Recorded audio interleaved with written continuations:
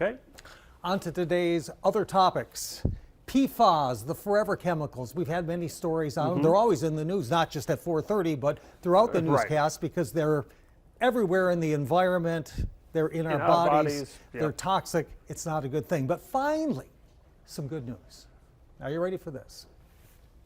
Certain species of microbe found in the human gut can absorb PFAS. Okay. All right. Color me intrigued. All right. Researchers have identified a family of bacterial species, at least 9 that they have identified so far, that naturally they exist already in our intestinal tract, and they can readily absorb various PFAS molecules from their surroundings, okay?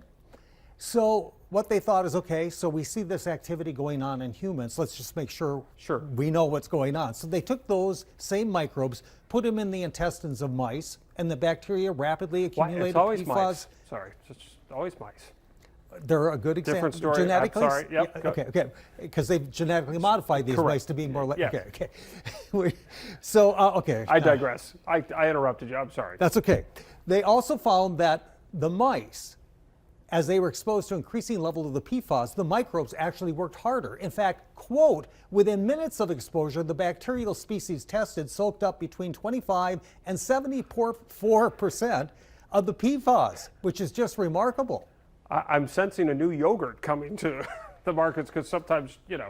You are correct. They're now working on a probiotic dietary supplement that'll boost the levels of these helpful microbes. I didn't see this ahead of time. Just when you thought there wasn't any hope, there's some hope. Okay. On the PFAS front. Thank you, Brad. Okay, remember yesterday I had some tips about ticks with the holiday weekend approaching. I have some tips about your dog, okay? This is from the University of New South Wales. Extreme heat linked to increased pet dog deaths. Check out some of these statistics. I was kind of surprised. The risk of death in dogs shoots up by nearly 10% on extreme heat days, 90 degrees or better. And in fact, that risk increases to 20% as temperatures approach 100. This is an odd finding. Sundays see mortality risk nearly double compared to other days of the week. But the real jaw dropper, on public holidays, dog deaths skyrocket 155%. And you know why it is?